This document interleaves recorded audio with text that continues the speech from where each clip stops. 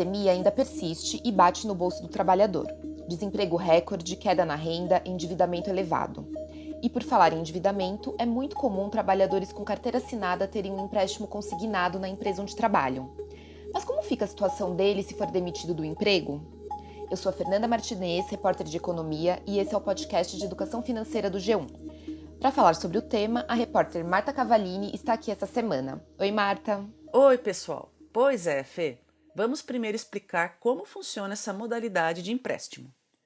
No consignado, a prestação é descontada do salário ou da aposentadoria todos os meses. Só pode pedir quem é funcionário com carteira assinada, servidor público ou aposentado e pensionista do INSS. No caso do trabalhador seletista, a má notícia é que a dívida não termina com o pagamento da rescisão do contrato de trabalho. Quando o empréstimo consignado é descontado em folha, a parcela mensal não pode ultrapassar 30% do valor do salário. Quando o trabalhador sai do emprego, esse mesmo desconto de até 30% será feito sobre o que ele receber das verbas rescisórias. Na rescisão, são pagos direitos como saldo de salário, 13º, aviso prévio e férias. O advogado Daniel Moreno explica pra gente como fica o consignado com a demissão do trabalhador. Vamos ouvir. Quando esse trabalhador é seletista e não é estatutário, não tem estabilidade, ele pode ser mandado embora a qualquer momento, né? Esse empréstimo muitas vezes ainda não foi quitado, ainda está ali com várias parcelas pendentes. Então, o que é autorizado o empregador fazer na rescisão? Tá? Ele pode sim descontar até 30% do valor líquido das verbas rescisórias desse trabalhador. Né? Quando a gente fala de verbas rescisórias, a gente não está falando nem de FGTS, seguro-desemprego, nada disso. Nós estamos falando das verbas rescisórias básicas, 13º, proporcional, férias vencidas, férias proporcionais, saldo salário, aviso prévio, esse tipo de verba. Né? Então, o empregador não pode zerar a rescisão do empregado para poder quitar o empréstimo. Então, por exemplo, vamos supor que o trabalhador tem um salário de R$1.000 por mês e ele possui ainda uma dívida de R$10.000 com essa instituição bancária. Se a rescisão dele estiver dando R$5.000, a empresa vai poder ser descontado desse empréstimo até R$1.500 da rescisão dele. Ah, mas ele ainda vai ficar com uma dívida ali de R$8.500. Sim, aí ele vai continuar pagando essa dívida mensalmente, mesmo após a saída dele na empresa, né? Até porque ele é um colaborador seletista, né? Então ele não tem nenhum tipo de estabilidade como teria o servidor público. Pois é, gente, é importante destacar aqui que o percentual de desconto das verbas rescisórias deve estar no contrato firmado para o empréstimo. Por isso, é necessário conferir as regras antes de assinar o documento. O Daniel Moreno fala mais pra gente sobre isso. Ouve só. Quando tem um empréstimo consignado em andamento, né, e esse trabalhador que foi desligado naquele momento ainda tem um saldo devedor com aquela instituição financeira, tem que estar previsto no contrato que, além do desconto de até 30% da folha de pagamento mensal daquele trabalhador, o trabalhador também tem que ter autorizado por escrito nesse contrato o desconto dos 30% da rescisão. Então, se não tiver essa previsão, a empresa não pode descontar. O advogado explica ainda que se o trabalhador for demitido por justa causa ou pedir demissão, a situação é a mesma. Ele terá de arcar com a dívida e a empresa pode descontar o valor de até 30% das verbas rescisórias. Para a instituição bancária que é a credora do empréstimo, isso não faz diferença. Claro, uma verba rescisória de justa causa, via de regra, o trabalhador vai receber menos do que uma rescisão que seja sem justa causa, né? Sem motivo, uma dispensa imotivada. Então, isso faz uma pequena diferença para o credor nesse sentido. Mas não importa se ele pediu demissão, se ele foi mandado embora por justa causa. O que importa é que o valor que der na rescisão dele, a empresa vai poder descontar apenas 30% e repassar isso para a instituição bancária. Quando o trabalhador decide pedir um consignado, ele deve escolher uma das instituições financeiras conveniadas com a empresa. Isso significa que o trabalhador ficará dependente da negociação que a empresa fez com essas instituições.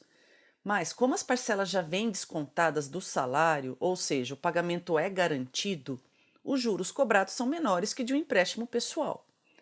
Mas, quando o empregado sai da empresa e deixa de receber o salário, ele perde esse empréstimo com condições mais favoráveis. Por isso é indicado ir até a instituição financeira e informar que está saindo da empresa.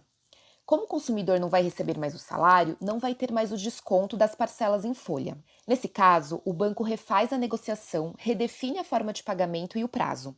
Os juros vão aumentar, é claro, já que não tem mais a garantia do pagamento com o salário que caía todo mês.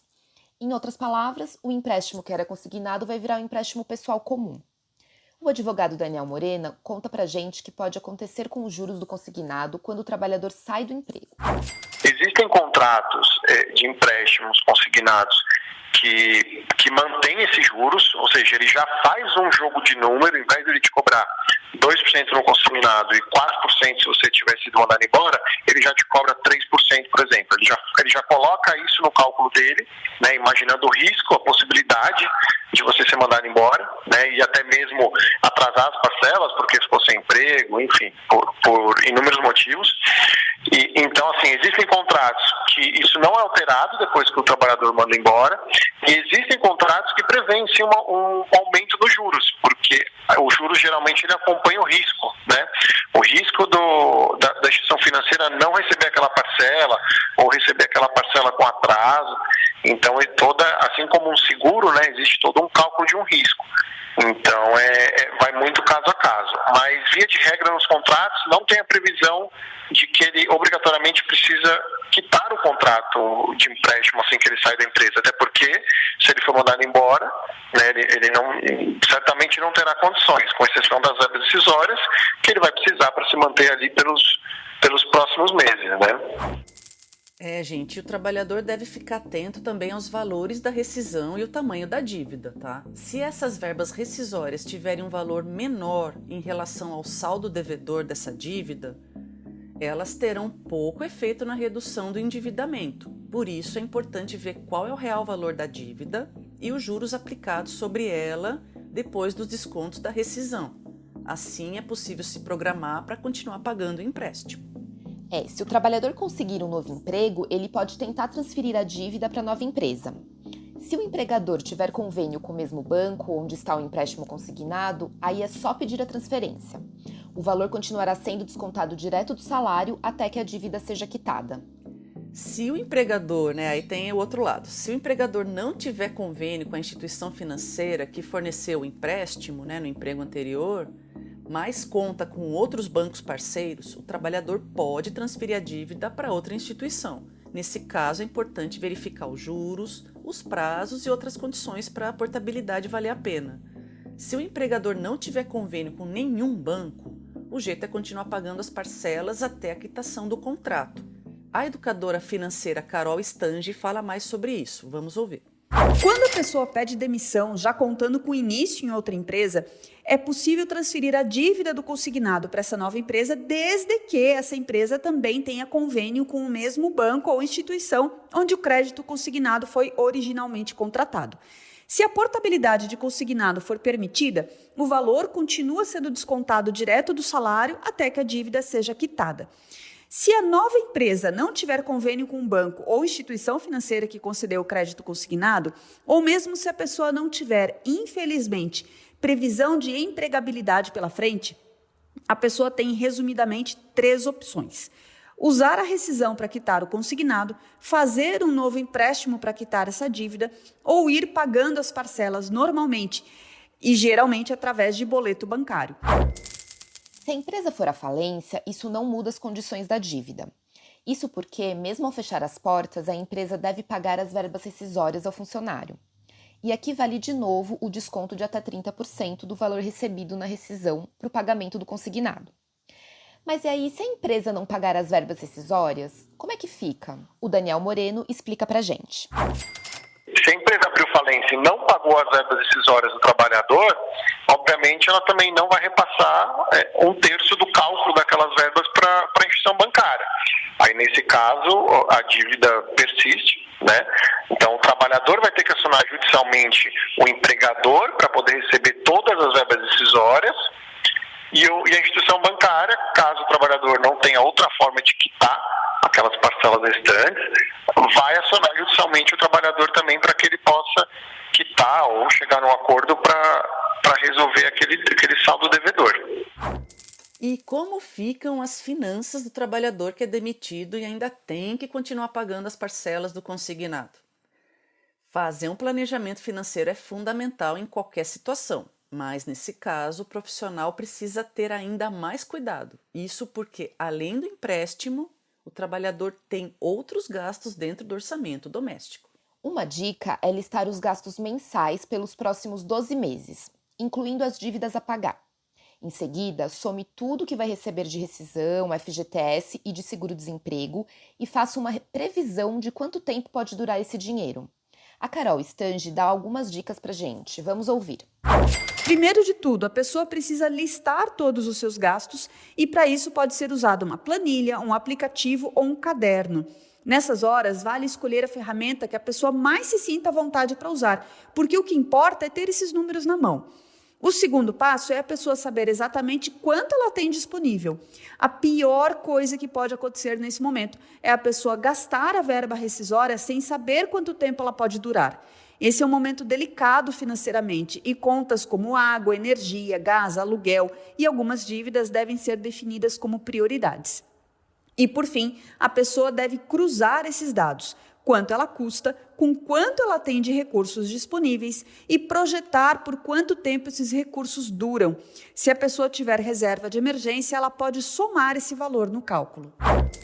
E na hora de avaliar as contas a pagar, lembre-se de que as parcelas de dívidas devem ser priorizadas. O melhor caminho é incluir o pagamento de parcelas mês a mês no orçamento, em vez de pagar tudo de uma vez.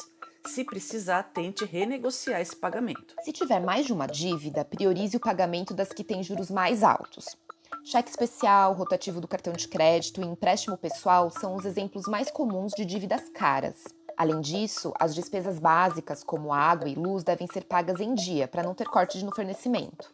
A Carol Stange não acha uma boa ideia quitar todo consignado com o dinheiro da rescisão. E se o trabalhador fizer outro empréstimo para pagar o consignado, ele pode colocar suas finanças em risco. Então vamos ouvir o que a educadora financeira dá de dica para a gente. Usar a rescisão para quitar o empréstimo consignado pode ser arriscado, ainda mais se não houver outra reserva financeira com a qual se possa contar até a recolocação profissional acontecer. Se a pessoa optar por fazer um novo empréstimo mais longo e com parcelas mais baixas para quitar esse consignado em aberto e ir pagando com mais folga, é preciso lembrar que por quanto mais tempo se paga o empréstimo, mais juros ele carrega. Sem dúvidas, a pessoa tem uma decisão difícil pela frente e só o planejamento financeiro pessoal pode dizer qual a melhor ação nesse caso. E esse foi o episódio dessa semana. Toda segunda-feira tem um tema diferente por aqui. O podcast de educação financeira está disponível no G1, no Globoplay ou na sua plataforma de áudio preferida. Não deixe de seguir o podcast no Spotify ou na Amazon, de assinar o Apple Podcasts, de se inscrever no Google Podcasts ou no Castbox ou de favoritar no Deezer. Assim você recebe uma notificação sempre que um novo episódio estiver disponível. Eu sou a Fernanda Martinez, o roteiro é da Marta Cavallini, a edição é do Thiago Kazuroski e do Giovanni Reginato. Um abraço e até a próxima. Até a próxima, pessoal!